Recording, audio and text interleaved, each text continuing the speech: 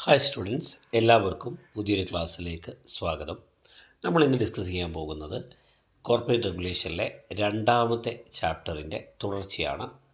രണ്ടാമത്തെ ചാപ്റ്ററിൽ നമ്മൾ പറഞ്ഞു ഫോർമേഷൻ ഓഫ് എ കമ്പനി. ആ കമ്പനിയിലെ ഒന്നാമത്തെ സ്റ്റേജ് പ്രൊമോഷനാണ്. രണ്ടാമത്തെ സ്റ്റേജ് എന്ന് പറയുന്നത് രജിസ്ട്രേഷൻ ഓർ ഇൻകോർപ്പറേഷൻ. രജിസ്ട്രേഷൻ എന്നും അല്ലെങ്കിൽ ഇൻകോർപ്പറേഷൻ എന്നും അറിയപ്പെടുന്നതാണ്. നമുക്കറിയാം, A company can registered as A public company, private company or one person company.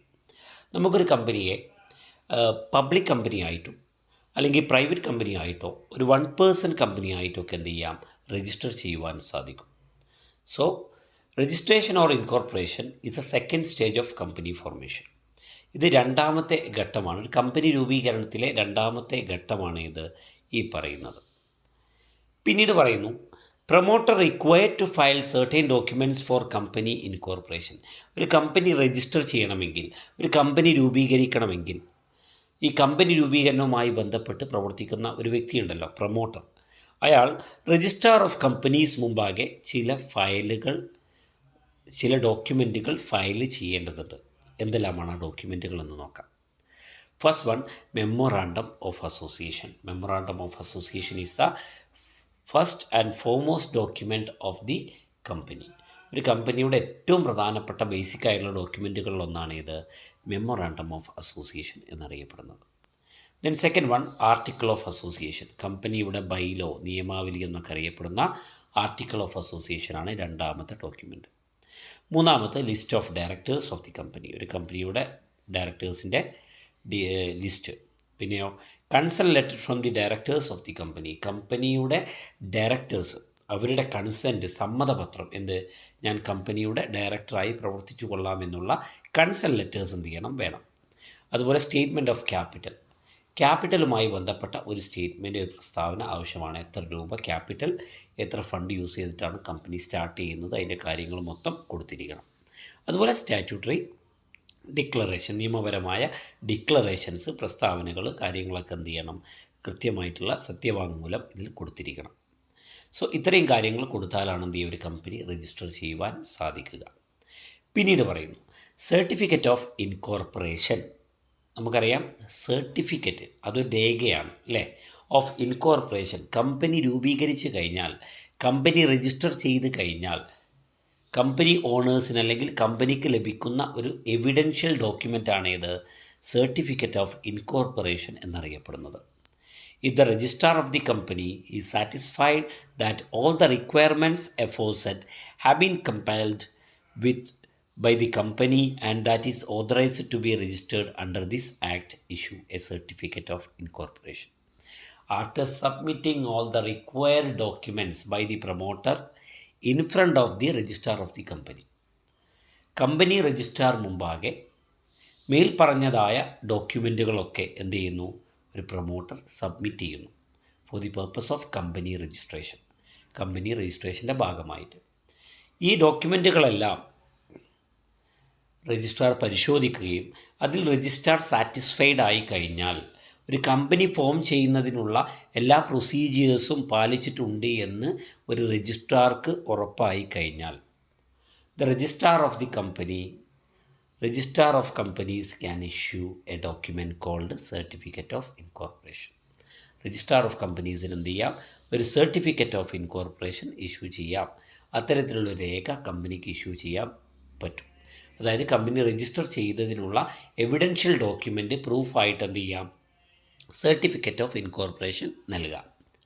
So first stage promotion, second stage എന്ന് നമ്മൾ പറയുന്ന ഏതാണ്, ആക്ച്വലി രജിസ്ട്രേഷൻ ഓർ ഇൻകോർപ്പറേഷൻ. ഇനി അടുത്ത ഘട്ടം, നെക്സ്റ്റ് ഫേസ് എന്ന് പറയുന്ന ഏതാണ്, ക്യാപിറ്റൽ സബ്സ്ക്രിപ്ഷൻ. ക്യാപിറ്റൽ സബ്സ്ക്രിപ്ഷനാണ് തൊട്ടടുത്ത ഘട്ടമായി പറയാനുള്ളത്. After registration of the company, the company is ready for flotation. Company register ചെയ്ത് കഴിഞ്ഞാൽ കമ്പനി അതിൻ്റെ പ്രവർത്തനങ്ങളിലേക്ക് കടക്കുകയാണ്, ഓപ്പറേഷൻസിലേക്ക് കടക്കാൻ പോവുകയാണ്.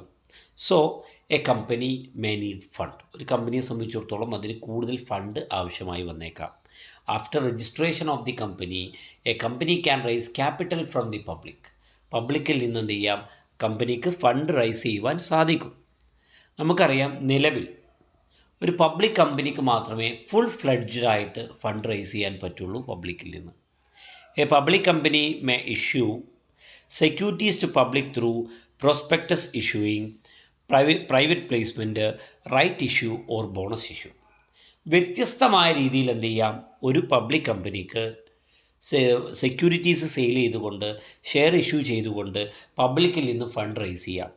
ഒന്നാമത്തെ മാർഗം എന്ന് പറയുന്നത് പ്രോസ്പെക്ടസ് ആണ്. By issuing prospectus, public issue നടത്തിക്കൊണ്ട്, ഇനീഷ്യൽ പബ്ലിക് ഓഫറിംഗ് നടത്തിക്കൊണ്ട്, പബ്ലിക്കിന് നേരിട്ട് ഷെയർ ഇഷ്യൂ ചെയ്തുകൊണ്ട് എന്ത് ചെയ്യാൻ സാധിക്കും, അതിന് പ്രോസ്പെക്ടസിലൂടെ എന്ത് ചെയ്യാം, സെക്യൂരിറ്റീസ് ഇഷ്യൂ ചെയ്തുകൊണ്ട് ഫണ്ട് റൈസ് ചെയ്യാം ഒരു പബ്ലിക് കമ്പനിക്ക്. പിന്നെയോ പ്രൈവറ്റ് പ്ലേസ്മെൻ്റ് എന്ന് പറയുന്ന മറ്റൊരു രീതിയുണ്ട്. അതുപോലെ റൈറ്റ് ഇഷ്യൂ, ബോണസ് ഇഷ്യൂ പറയുന്ന മാർഗങ്ങൾ വേറെയുണ്ട്. ബോണസ് ഷെയർ ഇഷ്യൂ ചെയ്തുകൊണ്ട്, റൈറ്റ് ഷെയർസ് ഇഷ്യൂ ചെയ്തുകൊണ്ടൊക്കെ വരുന്നത്. പിന്നീട് വരുന്നതാണ് a private company may issue securities by way of right issue or bonus issue. ഒരു പ്രൈവറ്റ് കമ്പനിക്ക് എന്ത് ചെയ്യാം, സെക്യൂരിറ്റീസ് ഇഷ്യൂ ചെയ്യാൻ പറ്റും. ഏതൊക്കെ മാർഗങ്ങളിലൂടെ? റൈറ്റ് ഇഷ്യൂവിലൂടെ, ബോണസ് ഇഷ്യൂവിലൂടെ എന്നുള്ളത് ശ്രദ്ധിക്കും. പിന്നെയോ ഇങ്ങനെ കമ്പനി ഫണ്ടൊക്കെ റൈസ് ചെയ്തു അല്ലേ. സോ കമ്പനി എന്ത് ചെയ്യാം, കമ്പനിക്ക് കമ്പനിയുടെ ബിസിനസ് സ്റ്റാർട്ട് ചെയ്യാം. That is commencement of business. Certificate of commencement of business is a certificate issued by registrar of the companies. Certificate of ഇൻകോർപ്പറേഷന് ശേഷം ഒരു കമ്പനിക്ക് ലഭിക്കേണ്ടതായിട്ടുള്ള സർട്ടിഫിക്കറ്റാണ് ഇത്, certificate of commencement of business. മുൻകാലങ്ങളിലെ കമ്പനീസ് ആക്റ്റുകൾ പ്രകാരം certificate of commencement of business എന്ന് പറയുന്ന ആ സർട്ടിഫിക്കറ്റ് അത് പ്രൈവറ്റ് കമ്പനിക്ക് നിർബന്ധമായിരുന്നില്ല. അതായത് സർട്ടിഫിക്കറ്റ് ഓഫ് ഇൻകോർപ്പറേഷന് ശേഷം തന്നെ എന്ത് ചെയ്യാം, ഒരു പ്രൈവറ്റ് കമ്പനിക്ക് ബിസിനസ് സ്റ്റാർട്ട് ചെയ്യാം. എന്നാൽ ഒരു പബ്ലിക് കമ്പനിക്ക് certificate of commencement of business എന്ന് പറയുന്ന ആ ഒരു രേഖ കിട്ടിയാൽ മാത്രമേ തുടങ്ങാൻ പറ്റുമായിരുന്നുള്ളൂ. But as per the companies act amendment act 2015, certificate of incorporation is sufficient to commence the business of companies. Certificate of incorporation എന്ന് പറയുന്നത് സഫിഷ്യൻ്റ് ആണ്. ഒരു ബിസിനസ് സ്റ്റാർട്ട് ചെയ്യാൻ സർട്ടിഫിക്കറ്റ് ഓഫ് ഇൻകോർപ്പറേഷൻ എന്ന് പറയുന്നത് മതി, വേറെ ഒന്നിൻ്റെ ആവശ്യമില്ല. സർട്ടിഫിക്കറ്റ് ഓഫ് കമൻസ്മെൻറ്റ് ഓഫ് ബിസിനസ്സിൻ്റെ ആവശ്യമില്ല എന്നാണ് പറയുന്നത്. ക്ലിയർ. പിന്നീട് പറയുന്നതാണ് pre incorporation or preliminary contract. Pre incorporation, company register ചെയ്യുന്നതിന് മുന്നേ, കമ്പനിയുടെ രജിസ്ട്രേഷൻ പ്രൊസീജിയർ പൂർത്തിയാകുന്നതിന് മുന്നേ ഉള്ള കോൺട്രാക്റ്റുകളാണ് പ്രീ ഇൻകോർപ്പറേഷൻ കോൺട്രാക്റ്റ് അല്ലെങ്കിൽ പ്രിലിമിനറി കോൺട്രാക്റ്റുകൾ എന്നറിയപ്പെടുന്നത്. When A company is being incorporated, the promoters proposing to act on behalf of the such company enter into contracts for acquired property, raw material or labor etc. ഒരു company register ചെയ്യുന്നതിന് മുന്നേ തന്നെ എന്ത് ചെയ്യും, ഒരു കമ്പനിയുമായി ബന്ധപ്പെട്ട് കമ്പനി പ്രൊമോട്ടർ എന്ത് ചെയ്യും, വ്യത്യസ്ത കോൺട്രാക്റ്റുകളിൽ ഏർപ്പെടും. Actually the promoter acts behalf of the company. കമ്പനിക്ക് വേണ്ടി പ്രവർത്തിക്കുന്ന ആളാണ് പ്രൊമോട്ടർ, കമ്പനി ഫോർമേഷന് മുന്നേ തന്നെ. സോ പ്രൊമോട്ടർ എന്ത് ചെയ്യുന്നു, റോ മെറ്റീരിയൽ അക്വയർ ചെയ്യാൻ, ലാൻഡ് അക്വയർ ചെയ്യാൻ, എംപ്ലോയീസിനെ അക്വയർ ചെയ്യാനൊക്കെ വേണ്ടിയിട്ട് വ്യത്യസ്തമായിട്ടുള്ള കോൺട്രാക്റ്റുകൾ തേർഡ് പാർട്ടീസുമായിട്ട് എന്ത് ചെയ്യും, ഏർപ്പെടുമെന്നുള്ളതാണ്. ഇതൊക്കെ കമ്പനി ഫോം ചെയ്യുന്നതിന് മുന്നെയാണ്. അതായത് such contracts are obviously made before the formation. Company രൂപീകരണത്തിന് മുന്നെയാണ് ഈ കോൺട്രാക്റ്റുകളിലൊക്കെ ഏർപ്പെടുന്നത്. അതുകൊണ്ട് തന്നെ ഇതിനെ പ്രിലിമിനറി കോൺട്രാക്റ്റ് എന്നോ പ്രീ ഇൻകോർപ്പറേഷൻ കോൺട്രാക്റ്റ് എന്നോ ഒക്കെയാണ് പറയുന്നത്. Such agreements are known as pre incorporation or preliminary contract. ഇത്തരത്തിലുള്ള കോൺട്രാക്റ്റുകളെ പ്രീ ഇൻകോർപ്പറേഷൻ കോൺട്രാക്റ്റ് എന്നും പ്രിലിമിനറി കോൺട്രാക്റ്റുകൾ എന്നൊക്കെ അറിയപ്പെടുന്നുണ്ട്. അടുത്തൊരു കാര്യമാണ് പ്രൊവിഷണൽ കോൺട്രാക്റ്റ്. പ്രൊവിഷണൽ കോൺട്രാക്റ്റ് പലപ്പോഴും പ്രീ ഇൻകോർപ്പറേഷൻ കോൺട്രാക്റ്റും പ്രൊവിഷണൽ കോൺട്രാക്റ്റൊക്കെ അങ്ങോട്ടും ഇങ്ങോട്ടും മാറിപ്പോവാറുണ്ട്. പ്രൊവിഷണൽ കോൺട്രാക്റ്റിൽ പറയുന്നത് ഇങ്ങനെയാണ്: the contracts which are entered by a company after incorporation but before it is entitled to commence its business is called provisional contract. Company register ചെയ്ത് കഴിഞ്ഞതിന് ശേഷവും എന്നാൽ കമ്പനിയുടെ പ്രവർത്തനം തുടങ്ങുന്നതിന് മുന്നേയും ഇതിൻ്റെ രണ്ടിൻ്റെ ഇടയിൽ ഒരു ഗ്യാപ്പ് ഉണ്ട്.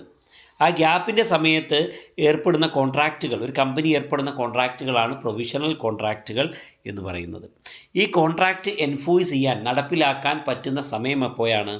After the after receiving the commencement of business, അല്ലെങ്കിൽ കമ്പനി ബിസിനസ് കമൻസ് ചെയ്തതിന് ശേഷമോ അല്ലെങ്കിൽ കമ്പനിക്ക് certificate of commencement of business കിട്ടിയതിന് ശേഷമോ മാത്രമേ ഇത്തരത്തിലുള്ള പ്രൊവിഷണൽ കോൺട്രാക്റ്റുകൾ നടപ്പിലാക്കാൻ പറ്റുള്ളൂ. കാരണം കമ്പനി രജിസ്റ്റർ ചെയ്തു എന്നതുകൊണ്ട് കോൺട്രാക്റ്റ് എൻഫോഴ്സ് ചെയ്യാൻ സാധിക്കില്ല. കമ്പനി പ്രവർത്തനത്തിലേക്ക് എത്തിയാൽ, കമ്പനിയുടെ പ്രവർത്തനം കമൻസ് ചെയ്താൽ എന്ത് ചെയ്യാം, ഈ പറയുന്ന രീതിയിൽ എന്ത് ചെയ്യാൻ സാധിക്കും, ഈ പറയുന്നതിലേക്ക് മാറാൻ സാധിക്കും, അല്ലെങ്കിൽ ഈ കോൺട്രാക്റ്റ് എൻഫോഴ്സ് ചെയ്യാൻ സാധിക്കുമെന്നാണ് പറയുന്നത്. അപ്പോൾ ഇന്ന് പറഞ്ഞ കാര്യങ്ങൾ എന്ന് പറയുന്നത് രജിസ്ട്രേഷൻ ഓർ ഇൻകോർപ്പറേഷൻ, അതുമായി ബന്ധപ്പെട്ട capital subscription, commencement of business, pre incorporation or pre incorporation contract, അതുപോലെ പ്രൊവിഷണൽ കോൺട്രാക്റ്റുകൾ, ഇത്രയും കാര്യങ്ങൾ വ്യക്തമായി മനസ്സിലായിട്ടുണ്ടാകുമെന്ന് കരുതുന്നു. Thank you.